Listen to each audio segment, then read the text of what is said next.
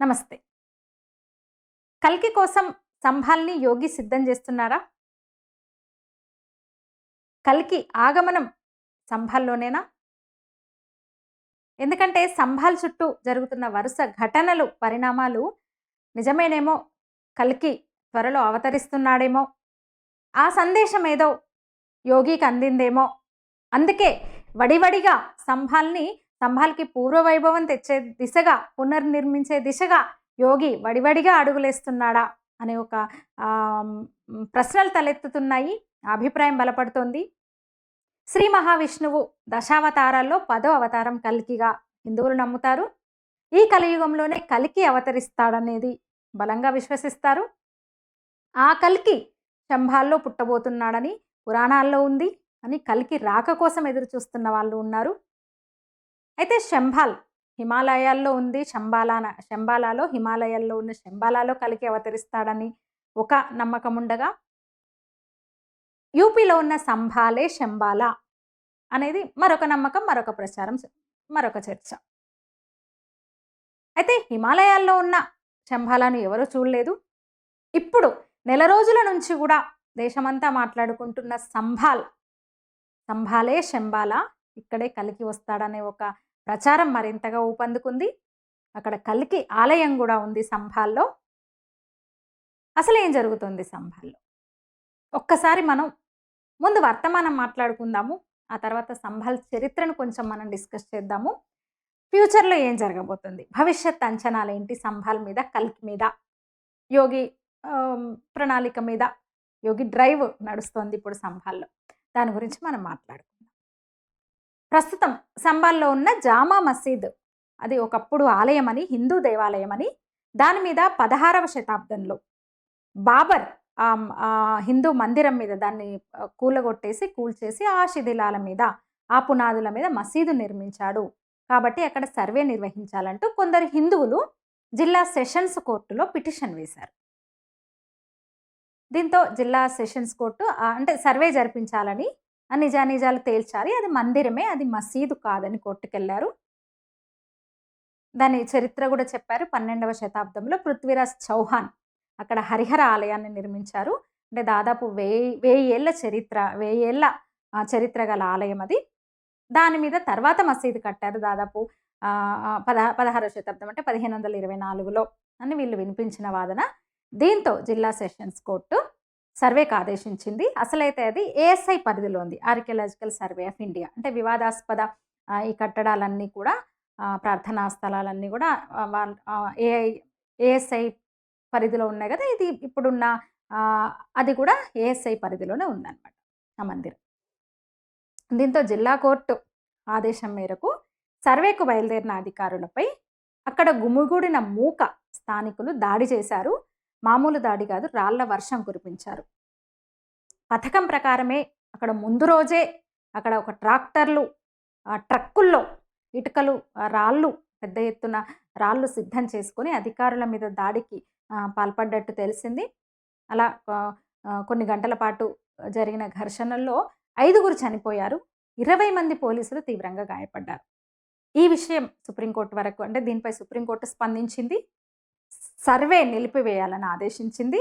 అంతేకాదు, places of worship act కింద worship యాక్ట్ను చూపిస్తూ అటు ఇస్లాం సంఘాలు కూడా, ముస్లిం సంఘాలు కూడా కోర్టును కోరాయి ఆ సర్వే నిలిపివేయాలి, అది మసీదే అని వీళ్ళు వాదిస్తూ వచ్చారు. దీంతో సుప్రీంకోర్టు ఇంకొక అంటే ఒక స్పష్టమైన ఆదేశాలు ఏమిచ్చిందంటే, ఈ వివాదాస్పద కట్టడాలు, ప్రార్థనా మందిరాలకు సంబంధించి ఎలాంటి సర్వేలకు ఆదేశించొద్దు, ఎలాంటి ఉత్తర్వులు ఇవ్వద్దు, ఏ విధంగానూ ముందుకు సాగొద్దు, తీర్పులు ఇవ్వొద్దని అన్ని జిల్లా కోర్టులకు ఆదేశించింది. కేవలం హైకోర్ట్స్ అలాగే సుప్రీంకోర్టు మాత్రమే వాటిని విచారణకు స్వీకరిస్తుంది, వాటి మీద ఆదేశాలు ఇస్తుందని స్పష్టం చేసింది సుప్రీంకోర్టు. దీంతో ASI, archaeological survey of India, అక్కడ తవ్వకాలను అంటే సుప్రీంకోర్టు ఆదేశంతో నిలిపేసిందని చెప్పొచ్చు. అయితే సుప్రీంకోర్టు ఆదేశం అలా ఉండగా ముఖ్యమంత్రి యోగి మాత్రం ముందుకే వెళ్ళారు. కారణం ఏంటంటే, అక్కడ ఏదైతే అల్లర్లు జరిగినాయో నవంబర్ 24న పెద్ద ఎత్తున అల్లర్లు జరగడం, కొంతమంది చనిపోవడం ఇదంతా చూసి ఆ ఏరియా సంబాల్లో ఉన్న పర్టిక్యులర్ మసీద్ ఏరియా చాలా ఇరుగ్గా ఉందని తేలింది. అలాగే అక్కడ చాలామంది ఆక్రమణలు చేశారు, ఆక్రమించుకొని ఇల్లు కట్టారు అనే విషయం తేలింది. దీంతో అభివృద్ధి పనుల్లో భాగంగా యోగి ఆదేశించారు అక్కడున్న ఆక్రమణల్ని తొలగించాలని. దీంతో అధికారులు బయలుదేరారు. అక్రమ కట్టడాలను తొలగించే ఒక పని అయితే అక్కడ మొదలైంది. అక్కడ కింద అంటే శిథిలాల కింద పురాతన ఆలయాలు కూడా ఉన్నాయి కాబట్టి మన దానికి సంబంధించి ఆ డాక్యుమెంట్స్ అక్కడున్న అంతకు ముందున్న వాళ్ళు కూడా చెప్పిన విషయం అదే. దాదాపు 70-80 ఏళ్ల క్రితం వరకు కూడా అక్కడ చాలా ఒక ఆలయాల సమూహం ఉండేది. ఆ ప్రాంగణంలో చాలా ఆలయాలు ఉండేవని వాళ్ళు చెప్పడంతో అవన్నీ ఆక్రమించుకున్నారు, కబ్జా చేసేశారు. అది చరిత్ర అంటే వందల ఏళ్ల క్రితం కాదు, నిన్న మొన్న కొన్ని అంటే దశాబ్దాల నుంచే అక్కడ కబ్జా పర్వం మొదలైందని తేలింది. దీంతో అక్కడున్న అక్రమ కట్టడాలను తొలగించే పనులు యోగి ప్రభుత్వం ప్రారంభించింది. అక్కడ లోకల్ మున్సిపల్ అధికారులతో పోలీసు పోలీస్ ఫోర్స్‌ని అక్కడ పెట్టి దీనికి పురావస్తు శాఖ వాళ్ళ సహాయం కూడా తీసుకుంది. వాళ్ళు కూడా ఈ తవ్వకాల్లో, ఈ సర్వేలో పాల్గొంటున్నారనమాట. చరిత్ర కూడా మనం కొంచెం ముందుకెళ్తే ఒకప్పుడు అంటే దాదాపు 70-80 ఏళ్ల క్రితం వరకు కూడా అక్కడ హిందువుల జనాభా ఎక్కువుండేది. ఏదైతే ఇప్పుడు జామా మసీద్ ప్రాంతం ఉంది, దాని చుట్టూ ఉన్న ముస్లిమ్స్ అంటే ఒక ఇరుకైన వీధులు, ఒక ఇరుకైన బస్తీలు ఏర్పాటు చేసుకొని ఉంటున్నారో ఆ ఏరియా ఒకప్పుడు హిందువుల జనాభా ఎక్కువగా ఉన్న ప్రాంతము. అంతకుముందు పోతే చాలా దేవాలయాలు, ఒక సమూహంగా చాలా మందిరాలు ఉన్న ప్రదేశం అది. అక్కడ స్థానికులు కూడా చెప్తున్నారు, 70-80 ఏళ్ల వాళ్ళు, ఇక్కడ ఒక జాతరలాగా జరిగేది, ఒక ఉత్సవాలు జరిగేవి. అంటే కొన్ని మందిరాల పేర్లు కూడా వాళ్ళు చెప్తున్నారు. శివాలయం ఉండేది, విష్ణు ఆలయం ఉండేది, హనుమాన్ టెంపుల్ ఉంది అక్కడ. ఈ ఆలయాలలో ఏటేటా వైభవంగా ఉత్సవాలు జరిగేది. అద్భుతమైన అంటే పర్వదినాలు మేము చేసుకునే వాళ్ళము. ఎక్కడెక్కడి నుంచో జనాలు వచ్చేవాళ్ళు. అక్కడున్న బావులు, విశాలమైన బావులు, మెట్ల బావులు, దిగుడు బావుల్లో పుట్టెంటుకలు తీసుకునే వాళ్ళం, మొక్కులు తీసుకొని వచ్చి అక్కడే స్నానాలు చేసేవాళ్ళం. అక్కడున్న ఆ బావికి సంబంధించిన అంటే అదే ఒక సహజ నీటి వనరుగా సంభాల్కి మొత్తము తాగునీరు అందించేవి ఆ బావులే అన్నట్టుగా ఇలా రకరకాలుగా వాళ్ళు చెప్తూ వచ్చారు. అంటే వందల ఏళ్ళు కాదు, వందల ఏళ్ల క్రితం బాబర్ సమాధి మసీదు కట్టినప్పటికీ కొద్దేళ్ల క్రితమే అంటే 50-60 ఏళ్ల క్రితమే పూర్తిగా ఆ ప్రాంతాన్ని, సంబాల్ని హిందువుల నుంచి ముస్లింలు స్వాధీనం చేసుకున్నారు. దాన్ని ఆక్యుపై చేశారనేది స్పష్టమైంది. ఇక 1978లో అంటే ఒక 45 ఏళ్ల క్రితమే అక్కడ ఒకసారి మత ఘర్షణలు జరిగినట్టు, ఆ గొడవల్లో కొంతమంది చనిపోయినట్టు, అప్పుడు కూడా పెద్ద ఎత్తున అంటే ఉన్న కాస్త హిందువులు కూడా ప్రాణభయంతో అక్కడ వాళ్ళ ఇల్లు వాకిలి వదిలేసి వెళ్ళిపోయారు. అప్పటి నుంచి పూర్తిగా ఆ ప్రాంతాన్ని ముస్లింలు హస్తగతం చేసుకున్నారు.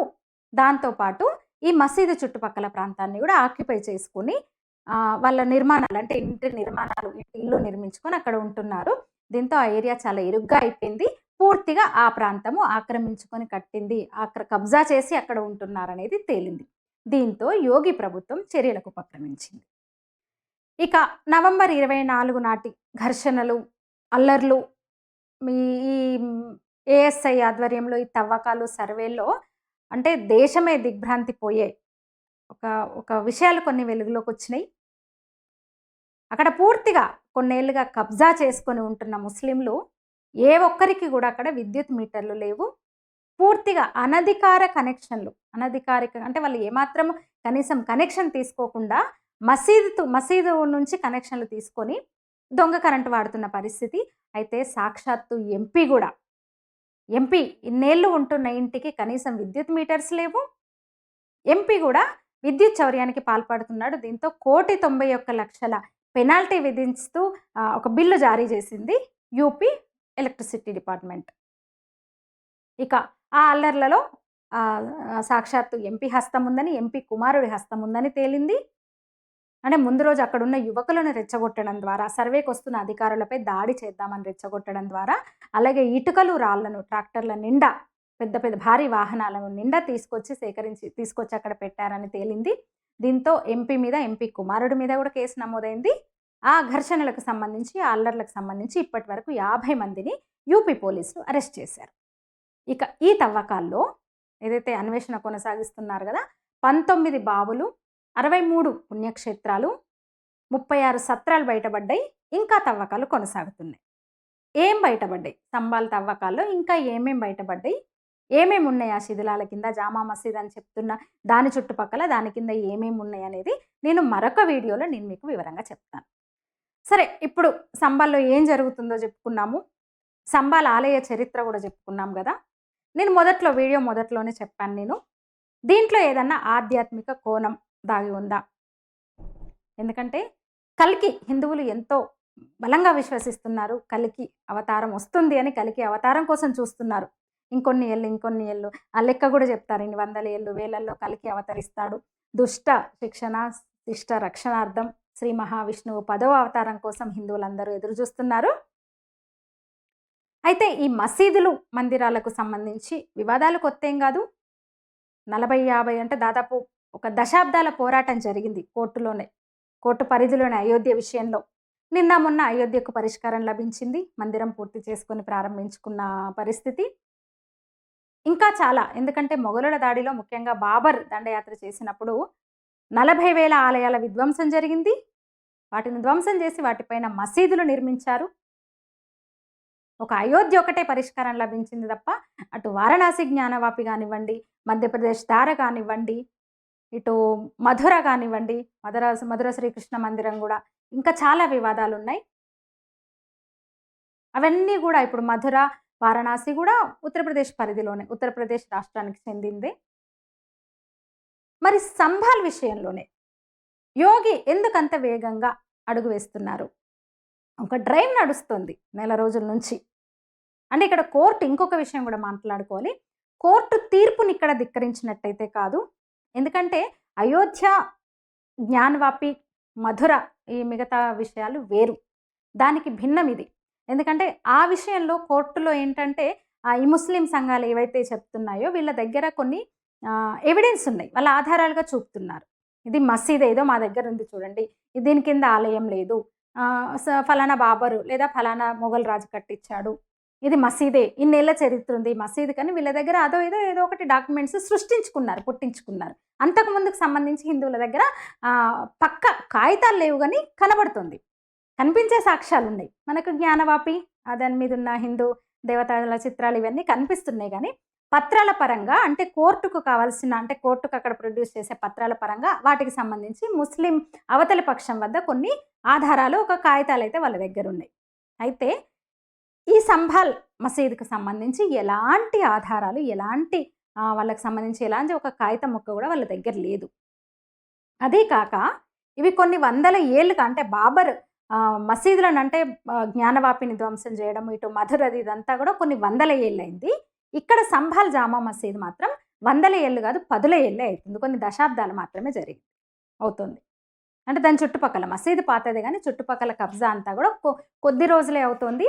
అక్కడి స్థానికులు చెప్తున్నారు, 75, 80 ఏళ్ళ వాళ్ళు చెప్తున్న మాట, ఇక్కడ ఒక పురాతనమైన విశాలమైన బావులు ఉండేవి, ఈ ఆలయాల్లో జాతర జరిగేది, ఉత్సవాలు చేసుకునే వల్ల మా పుట్టెంటుకలు కూడా ఇక్కడ తీయించుకున్నాం, మా పిల్లల పుట్టెంటుకలు ఇక్కడ తీసాము, కొన్ని పరిస్థితుల్లో ఆ ప్రాంతం నుంచి మేము బయటికి రావాల్సి వచ్చింది, వదిలి వెళ్లాల్సి వచ్చిందని ఇప్పుడు బతికున్న వాళ్ళు చెప్తున్నారనమాట. వాళ్ళే సాక్షులు. అలాగే వాళ్ళకు ఒక బలమైన ఫైట్ చేయడానికి, ఇది మాది అని ఫైట్ చేయడానికి వాళ్ళ దగ్గర ఎలాంటి ఆధారాలు లేకపోవడంతో వీళ్ళు కోర్టుకు వెళ్ళిన నిలవని పరిస్థితి. అందుకే యోగి మున్సిపల్ సిబ్బందిని, ఇతర పోలీసు వాళ్ళను నిఘా పెట్టి, అక్కడ రక్షణగా పెట్టి ఈ ఆక్రమణలను, అక్రమ కట్టడాలను, ఈ కబ్జాలను తొలగించేస్తున్నారన్నమాట. నిన్న మొన్న కబ్జా చేసుకొని కూర్చున్నారు వాళ్ళంతా సంబాల్లో. అందుకు తగ్గట్టుగానే ఒక్కొక్క మసీదు నుంచి వందలాది అక్రమ విద్యుత్ కనెక్షన్లు, అంటే ఇట్లా వైర్ తగిలించుకొని కరెంటు వాడుకోవడం. ఎవరు రూపాయి బిల్లు కట్టరు, కరెంటు బిల్లు. సాక్షాత్తు ఎంపీకే 1,90,00,000 బిల్లు జారీ చేసింది ఎలక్ట్రిసిటీ డిపార్ట్మెంట్, ఇందాక చెప్పిన. అది సంబాల్లో పరిస్థితి. ఇంకోటి, మరి యోగి సంబాల్ విషయంలో ఇంత వేగంగా, అంటే ఎవరిని లెక్క చేయకుండా అని చెప్పొచ్చు. కోర్టులో ఒకవైపు, ముస్లిం సంస్థలు ఒకవైపు, సెక్యులర్లు ఒకవైపు, అక్కడి పార్టీలు నాయకులు ఒకవైపు, అఖిలేష్లు, రాహుల్ గాంధీలు, ఓవైసీలు, ఎన్జిఓలు, ఇంతమంది విమర్శలు చేస్తున్నా ఎవరిని పట్టించుకోకుండా సంభాల్ విషయంలో ముందుకే సాగుతుండడానికి కారణాలు ఏంటి? ఇక్కడ ఒక 3 విషయాలు ప్రధానంగా మనం చెప్పుకోవచ్చు. నెక్స్ట్ యూపీలో ఎలక్షన్లు జరగబోతున్నాయి, అసెంబ్లీకి ఎన్నికలు జరగబోతున్నాయి. అత్యంత కీలకం ఉత్తరప్రదేశ్ బీజేపీకి. యోగికి కూడా కీలకం, ముఖ్యమంత్రిగా ఉన్నారు, ఆయన సొంత రాష్ట్రం. సంభాల్ చరిత్ర నిజం. అక్కడ 70 వరకు కూడా, 78లో కూడా, అంతకు ముందే కాదు, 40 ఏళ్ల క్రితం కూడా అక్కడున్న మిగతా హిందువులు కూడా అక్కడి నుంచి ప్రాణాలు అరచేతిలో పెట్టుకొని భయంతో పారిపోయారని చెప్తున్నారు. ఒకప్పుడు హిందూ మెజారిటీ ప్రాంతం సంభాల్, ఇప్పుడు జామా మసీదు చుట్టుపక్కల ఉన్న ఏరియా కూడా ఆ ఆనవాళ్ళన్నీ బయటపడుతున్నాయి. ఆధారాలున్నాయి, సాక్ష్యాధారాలున్నాయి, అది పూర్తిగా హిందూ మెజారిటీ ప్రాంతం అని. దీంతో ఒక హిందువుల ఓట్లను కూడగట్టడం, వాళ్లకు భరోసా కల్పించడం, బీజేపీ యోగి మీ వెంట ఉంది అని హిందువులకు భరోసా కల్పించడం ద్వారా వచ్చే ఎన్నికల్లో లబ్ధి ఖచ్చితంగా. రాజకీయ పార్టీ కనుక, యోగి ఒక సన్యాసి మాత్రమే కాక రాజకీయ నాయకుడు, సాక్షాత్తు ముఖ్యమంత్రి. సో తన పార్టీ ప్రయోజనాలు కూడా తనకు ముఖ్యమే. గెలుపు అత్యంత ముఖ్యము, మొత్తం భారతీయ జనతా పార్టీకి ముఖ్యము. దేశంలోనే అతిపెద్ద రాష్ట్రము యూపీ. దేశంలోనే అతిపెద్ద రాష్ట్రంలో మరొకసారి హ్యాట్రిక్ విజయాన్ని తెచ్చిపెట్టడం మోదీకి ఒక సవాలు. అంటే రాజకీయ నెక్స్ట్ వచ్చే ఎన్నికల్లో గెలిపే లక్ష్యంగా అక్కడి హిందువుల్లో భరోసా కల్పించడం ద్వారా ఓట్లు సంపాదించుకోవడం అనేది ఒకటి. ఇంకొకటి, జరిగిన చారిత్రక తప్పిదాన్ని యోగి సవరిస్తున్నాడని చెప్పొచ్చు, సరిచేస్తున్నాడని చెప్పొచ్చు సంబాల్లో. ఎందుకంటే ఇందాక చెప్పినట్టు సాక్ష్యాధారాలు ఉన్నాయి, అక్కడ ఉన్న వాళ్ళు చెప్తున్నారు. అక్కడ ఇప్పుడు కూడా తవ్వుతుంటే, ఆక్రమణలను తొలగిస్తుంటే కళ్ళు అంటే ఒక అంటారు కదా, కళ్ళు చెదిరేలా అక్కడ అన్నీ బయటపడుతున్నాయి. ఇప్పటి వరకు 10ల సంఖ్యలో 19 విశాలమైన బావులు, మెట్ల బావులు బయటకు వచ్చినాయి. ఒకప్పుడు సహజ నీటి వనరుగా అక్కడ సంబాల్ పట్టణంలో ఉండేవంట. సత్రాలు, 36 సత్రాలు, 63 పుణ్యక్షేత్రాలు అక్కడ బయటపడ్డాయి. ఖచ్చితంగా అసలు వాస్తవాన్ని వెలికితీసి ఆ తవ్వకాల ద్వారా అసలు చరిత్రలో జరిగిన తప్పుల్ని సరిచేసే బాధ్యత కూడా ఒక ముఖ్యమంత్రిగా యోగికి ఉంటుంది. అందుకే యోగి ఈ సంబాల్ని కొంచెం సీరియస్గా తీసుకున్నారు, దాని మీద ఎక్కువ ఫోకస్ చేస్తున్నారని చెప్పొచ్చు. ఇక మూడో విషయం, యోగి మనకు యూపీ సీఎంగానే తెలుసు, కాబోయే సీఎం అని కూడా అందరూ ఒక అంచనా. భారతదేశానికి కాబోయే ప్రధాని యోగినే అనేది. అయితే బేసిక్గా ఆయన ఒక సన్యాసి. గోరఖ్పూర్ మఠానికి ఆయన మఠాధిపతి. ఆయన ప్రస్థానం సన్యాసిగా గోరఖ్నాథ్ మఠం నుంచి మొదలుపెట్టి ఆయన రాజకీయాల్లోకి వచ్చి ఎంపీ అయి తర్వాత ముఖ్యమంత్రి స్థాయికి ఆయన ఎదిగారు. ఇక గోరఖ్నాథ్ అంటే ఒక 1000 ఏళ్ల చరిత్ర కలిగిన మఠం అది. మత్స్యేంద్రనాథ్ గోరఖ్నాథ్ బాబా ఆ పరంపర ఉంది. మూలం గోరఖ్నాథ్ బాబా అయితే అంతకు ముందు ఇంకా దత్తాత్రేయ మూలం అని చెప్తారు. వాళ్ళ నినాదమే ఒక చేతిలో శస్త్రం, ఒక చేతిలో శాస్త్రం. ధర్మస్థాపనే ధ్యేయంగా పుట్టిన మఠం అది. ఆ మఠానికి యోగి మఠాధిపతిగా ఉండే, ఆ తర్వాత ఆయన సీఎం అయ్యారు. అది కాషాయధారిగా సన్యాస దీన్ని కంటిన్యూ చేస్తూ. అయితే సంభాల్ చుట్టూ ఒక సెంటిమెంట్, ఒక నమ్మకం, ఒక విశ్వాసం ఉంది హిందువుల్లో. సంభాల్లో కల్కి అవతారం సంభాల్ నుంచి అని. అయితే మరి తాను ఏలుతున్న యూపీ రాష్ట్రంలో ఉన్న, ఉత్తరప్రదేశ్లో ఉన్న సంభాల్ని కల్కి కోసం యోగి సిద్ధం చేస్తున్నారా? గురువుల ఉపదేశం ఏమన్నా ఉందా? శ్రీ మహావిష్ణువు 10వ అవతారం కల్కి కలియుగంలో అనేది కొన్ని వేల ఏళ్ల నుంచి వస్తున్న నమ్మకం, విశ్వాసం హిందువుల్లో. ఆ నమ్మకం అంత బలంగా ఉంది కాబట్టే విధర్మీయుడు, విదేశీ వలస, ఒక దండయాత్రికుడైన బాబర్ అక్కడ ఉన్న ఆ మందిరాల్ని ధ్వంసం చేసి అక్కడ జామా మసీదు నిర్మించాడా? ఎందుకంటే హిందూ ధర్మాన్ని నాశనం చేయడమే లక్ష్యంగా వాళ్ళు దండెత్తొచ్చారు కదా, ఎదురుగా సాక్ష్యాలు చెప్తున్నాయి.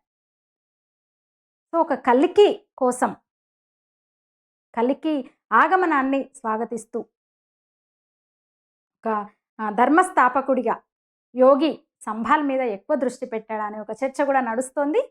అయితే దీని చుట్టూ కూడా చాలా విమర్శలు వస్తున్నాయి. ఇంకొక విషయం కూడా చెప్పాలి ఈ సందర్భంగా, ఇదే జామా మసీద్ పక్కన ఒక ప్లేస్, ఆ ప్రభుత్వ భూమిలో పోలీస్ అవుట్ పోస్టును కూడా యోగి నిర్మిస్తున్నాడు. దీని మీద విమర్శలు వస్తున్నాయి. ముస్లింలు అధిక మెజారిటీ ఉన్న ప్రాంతాల్లో అసలు అభివృద్ధి లేదు, ఒక స్కూల్ లేదు, ఒక హాస్పిటల్ లేదు, పోలీస్ అవుట్ పోస్ట్ ఎందుకని అసదుద్దీన్ ఓవైసీ అన్నాడు మొన్న. నిన్న అఖిలేష్ యాదవ్ కూడా ఒక మాట అన్నాడు, యోగి నివాసంలో కూడా, సీఎం నివాసంలో శివలింగం ఉందంట, దాన్ని కూడా తవ్వుదాం పదండి, ఏం తవ్వకాలు ఇవి అని. అంటే ఇలాంటి ముసుగులో ఉన్న సెక్యులర్ ముసుగులో ఉన్న నాయకులు, సెక్యులర్ పార్టీలు, ఈ మత ఛాందసవాదులు, ఈ కమ్యూనిస్టులు, ఈ ఎన్‌జీఓలు ఎవ్వరేమన్నా మోదీ మాత్రం తన పని తాను చేసుకుపోతున్నాడు. ఈ ఒక్క విషయమే కాదు. తను యూపీ సీఎం అయిన నుంచి కూడా తన మార్కు చూపిస్తూ వస్తున్నాడు. చాలా గణనీయంగా నేరాలు తగ్గినాయి. నేరస్తుల పీచ మనుస్తున్నాడు. గూండాగిరి తగ్గింది. గూండారాజు అనేవాళ్ళు యూపీ అంటే. గూండాలు, రౌడీ షీటర్లను ఎక్కడికక్కడ తొక్కి నారదీస్తున్నాడు యోగి మనందరికీ తెలుసు. బుల్డోజర్ బాబా అన్నారు. అంటే ఎక్కడికక్కడ సమస్యలు ఇటు గూండాలను ఎక్కడికక్కడ అణిచివేస్తూ నేరాలను పూర్తిగా తగ్గించడంలో అంటే కూల్‌గా తన పని తను చేసుకుంటూ పోతున్నాడు. మొన్న రాకేష్ తికాయత్ రైతు ఉద్యమ నాయకుడు.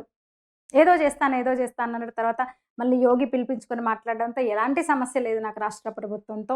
మేము పూర్తిగా సహకరిస్తామని చెప్పిన పరిస్థితి. ఇటు సంబాల్ విషయంలో గూడా ఆయన ఇక్కడ కోర్టును ఎక్కడ ధిక్కరించట్లేదు. అసలు కోర్టు పరిధిలో లేని అంశం అది. ప్లస్ కోర్టును కాదని అక్కడ ఆయన ఏం చేయట్లేదు.